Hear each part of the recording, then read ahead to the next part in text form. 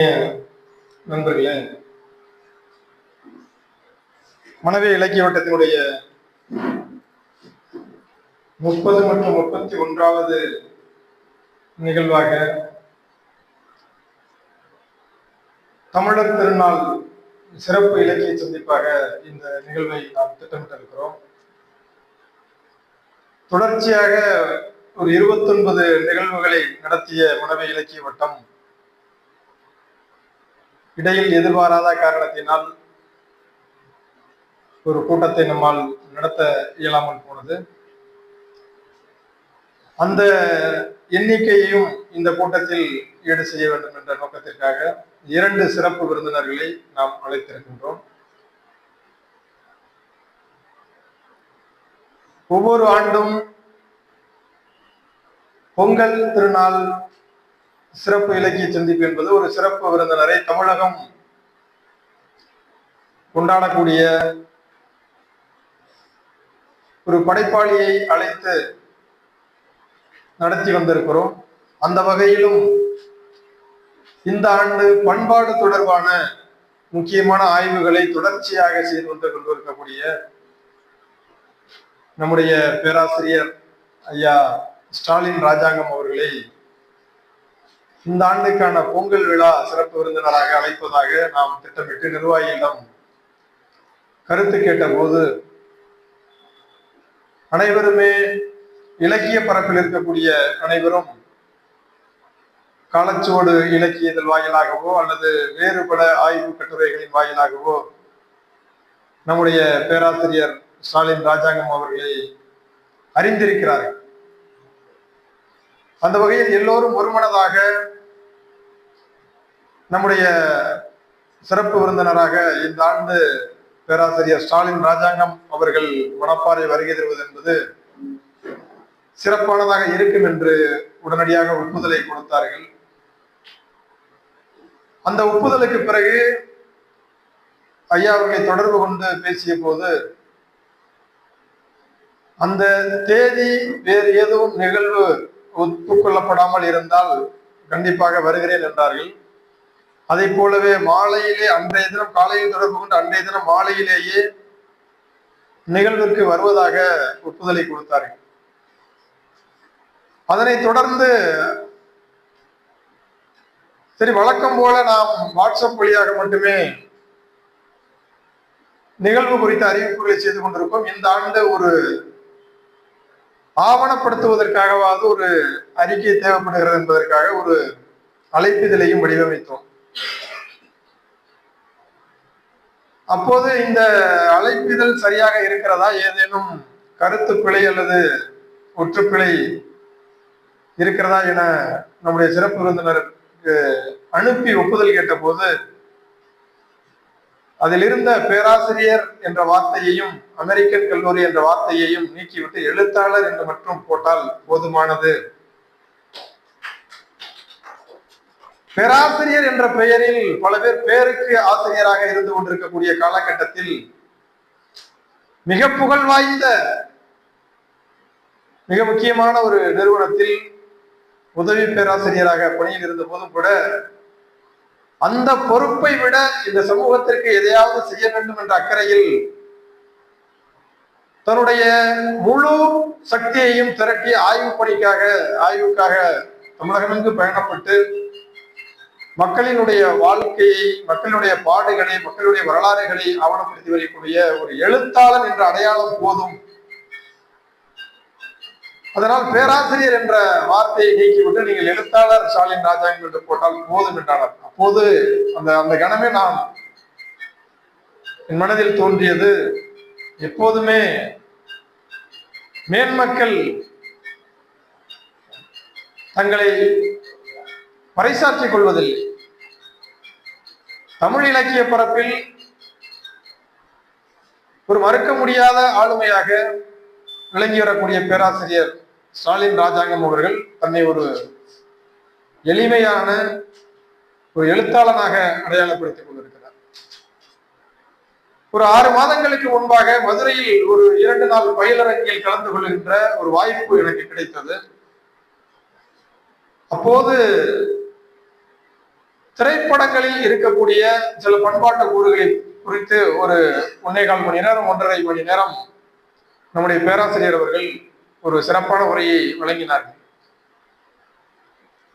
அந்த உரையை கேட்டதற்கு பிறகு அவருடைய ஆய்வு கட்டுரைகளை நான் தேடி தேடி வாசித்து பார்த்தேன். மறைந்த நம்முடைய பேராசிரியர் தோ பரமசிவனார் அவர்களுக்கு பிறகு பண்பாடு தொடர்பான ஒரு நீண்ட புரிதலை, ஒரு ஆழமான புரிதலை கொண்ட ஒரு ஆய்வாளராக நான் பேராசிரியர் ஸ்டாலின் ராஜாங்கம் அவர்களை பார்க்கிறேன். ஏதோ தனக்கு கிடைத்த பதவியை, தனக்கு கிடைத்த ஆசிரியர் பொறுப்பை ஊதியம் பெறுகின்ற ஒன்றாக மட்டும் கருதி கொண்டு சுகபோகமாக வாழாமல் நீண்ட தொலைவுகள் பயணப்பட்டு மக்களுடைய பண்பாடுகளை ஆவணப்படுத்த வேண்டும் என்ற உயர்ந்த நோக்கத்தோடு அவருடைய ஆய்வு கட்டுரைகள் ஒவ்வொன்றையும் பார்க்கும் போது நீத்தார் நினைவுகள் குறித்தெல்லாம் அவருடைய ஆய்வுகள் நமக்கே ஒரு வியப்பை தருகின்ற ஒரு ஆய்வுகளாக இருக்கிறது. நத்தம் தொடர்பான ஒரு கட்டுரையை, ஆய்வு கட்டுரையை நான் வாசித்தேன். நாம் ஊர் பெயர்களில் நிறைய பார்த்திருக்கிறோம். நத்தக்காடு, நத்தமேடு, நத்தம், புத்தாநத்தம், இப்படி நிறைய நத்தம் தொடர்பான நந்தனார் மேடு, நிறைய செய்திகளை நாம் பார்த்திருக்கிறோம். ஆனால் அந்த இடங்கள் எல்லாம் ஒரு மனித கூட்டம் வாழ்ந்து மறைந்த இடமாக குறிக்கக்கூடிய, ஒரு அடையாளப்படுத்தக்கூடிய இடமாக இருப்பதை நம்முடைய பேராசிரியர்கள் தன்னுடைய ஆய்வுகளில் ஆதாரப்பூர்வமாக வெளிக்காட்டியிருக்கிறார்கள். அதன் பிறகுதான் நான் மணப்பாறையை சுற்றி பார்க்கும் போது ஏராளமான நத்தம் பெயர் கொண்ட ஏராளமான ஊர்கள், ஏராளமான இடங்கள் நிறைய இருக்கிறது. எங்கள் கிராமத்திற்கு பக்கத்திலே ஒரு நத்தக்காடு என்ற ஒரு காடு உண்டு. இந்த புரிதலுக்கு பிறகு நாம் அந்த காடுகளில் போய் பார்த்த பொழுது பார்த்தால் அங்கு ஏராளமான மனித பயன்பாட்டு எச்சங்கள், உடைந்த பானை ஓடுகள், கற்கள், இது போன்ற அடையாளங்கள் நிறைய காணப்பட்டது.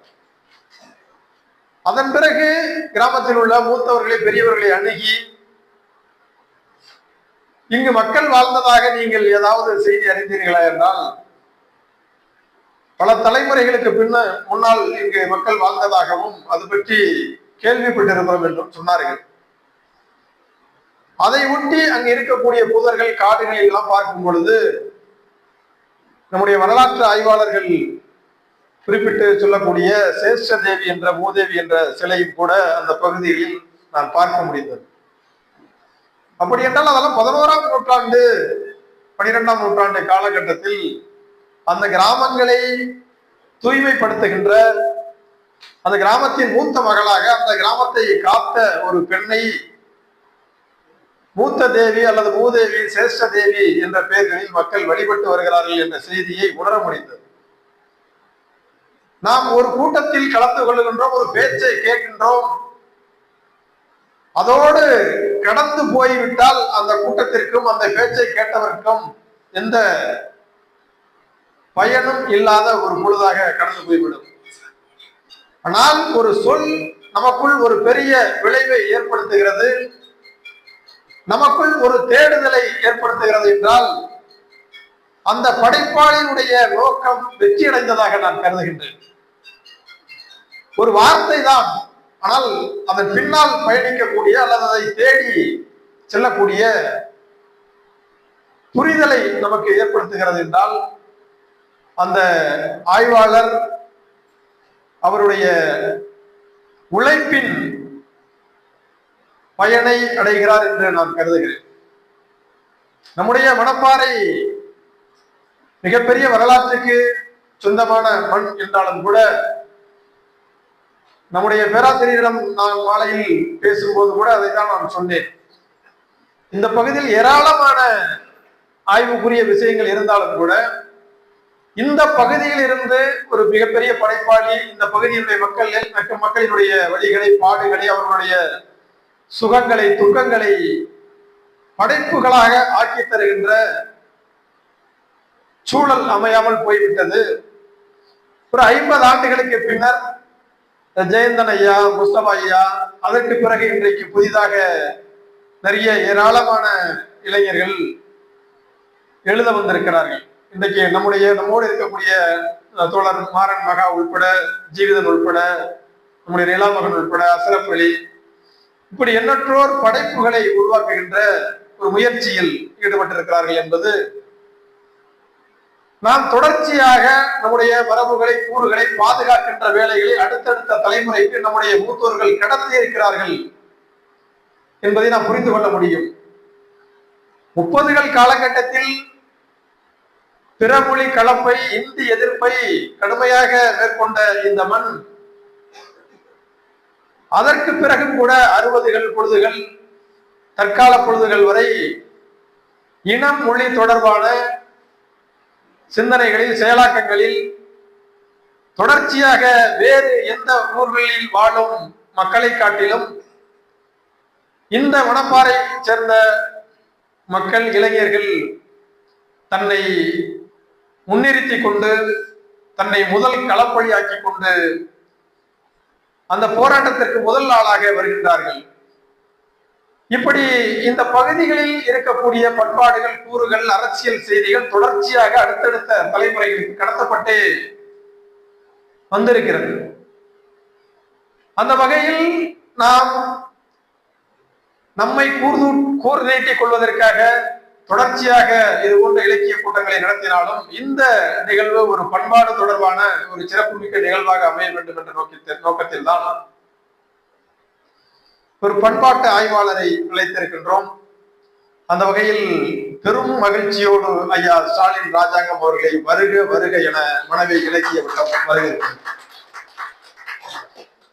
அதை போலவே மக்கள் இசையை அடுத்தடுத்த தலைமுறைகளுக்கு கடத்துகின்ற ஒரு முக்கியமான கல்லூரியில் பணியாற்றக்கூடிய பேராசிரியர் ஆனிரை செல்வன் அவர்களை அவர் கடந்த நவம்பர் இசை நிகழ்ச்சிக்காக அவரை திட்டமிட்டிருந்தோம். ஆனால் அந்த நிகழ்ச்சி நடத்த முடியாமல் போய்விட்டது. அதனால் அவரையும் இந்த நிகழ்விற்கு அழைக்க வேண்டும் என்று திட்டமிட்டிருந்தோம். அவரும் வருவதாக சொல்லியிருக்கிறார். திருச்சி காவிரியில் இன்றைக்கு நுண்கலை கல்லூரியில் இன்றைக்கு ஒரு பன்னாட்டு கருத்தரங்கம் இருப்பதாகவும், அதனால் வந்து சேர்வதில் சற்று காலதாமதம் ஏற்பட்டாலும் கூட நிகழ்ச்சிக்கு வந்து விடுவேன் என்று உறுதியளித்திருக்கிறார். அந்த நிகழ்ச்சிக்காக பயணப்பட்டு வந்து கொண்டிருக்கக்கூடிய பேராசிரியர் ஆனிரை செல்வன் அவர்களையும் மனைவி இலக்கிய வட்டம் வரவேற்கிறது. வழக்கம் போலவே அண்டை மாவட்டங்களிலிருந்து வந்திருக்கக்கூடிய கரூரிலிருந்தும், புதுக்கோட்டையிலிருந்தும், திருச்சியிலிருந்தும், நிறைய பகுதிகளிலிருந்து, வெளியூர்களிலிருந்து வந்திருக்கக்கூடிய நண்பர்களை மனைவி இலக்கிய வட்டம் வரவேற்கிறது. இப்படி தொடர்ச்சியான முன்னெடுப்புகளை செய்து கொண்டிருக்கக்கூடிய மனவை இலக்கிய வட்டத்தினுடைய நிகழ்ச்சிகளில் மாணவர்கள் கலந்து கொள்ள வேண்டும் என்பது நம்முடைய நீண்ட நாள் அவாவாக இருக்கிறது. மணப்பாறையில் அரசு கலை கல்லூரி இருக்கிறது. அந்த கல்லூரியினுடைய முதல்வர் அவர்களிடம் கூட நாம் இது பற்றிய செய்திகளை சொல்லியிருந்தோம். தமிழ்நாட்டின் மிக முக்கியமான படைப்பாளிகளை அழைத்து நிகழ்ச்சிகளை நடத்துகின்றோம். நீங்கள் எல்லாம் மாணவர்களை அந்த நிகழ்ச்சிக்கு ஒரு பாடத்திட்டத்தின் ஒரு பகுதியாக கூட நீங்கள் அனுப்பி வையுங்கள். அவர்களுக்கு கிடைக்காத அரிய வாய்ப்பு, அதை பயன்படுத்திக் கொள்ளட்டும் என்று நாங்கள் பலமுறை சொல்லி இருக்கிறோம். ஆனால் அந்த புரிதல் மாணவர்களுக்கு இல்லையா அல்லது அங்கு பணியாற்றக்கூடிய ஆசிரியர்களுக்கு இல்லையா என்று தெரியவில்லை. மாணவர்கள் இந்த நிகழ்விற்கு வருவது என்பது நடக்காத காரியமாக இருக்கிறது. அது மனவை இலக்கிய வட்டத்திற்கு ஒன்றும் இழப்பு இல்லை என்றாலும் கூட இந்த தலைமுறை ஒரு அரிய வாய்ப்பை இழந்து விடுகிறது என்ற வருத்தம் நமக்கு உண்டு. அவர்களும் அடுத்தடுத்த கூட்டங்களுக்கு வருவார்கள் என்று நான் நம்புகிறேன். இந்த சிறப்பு வாய்ந்த இந்த சிறப்பு இலக்கிய சந்திப்பிற்கு வருகின்றிருக்கக்கூடிய அனைத்து தோழர்களையும், நண்பர்களையும் இருகரம் கூப்பி மனவை இலக்கிய வட்டத்தின் சார்பாக வருக வருகை என வரவேற்று விடைபெறுகிறேன். நன்றி, வணக்கம்.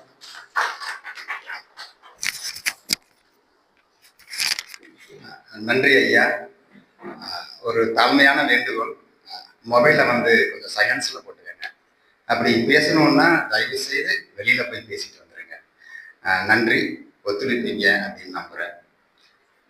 வரவேற்புரையை ஒரு ஆழமான ஒரு முக்கிய கருத்துள்ள ஒரு அரவணைப்பையா தலைவர் மாற்றி வச்சிருக்காரு. மிக அருமையான வரவேற்புரை. நன்றி.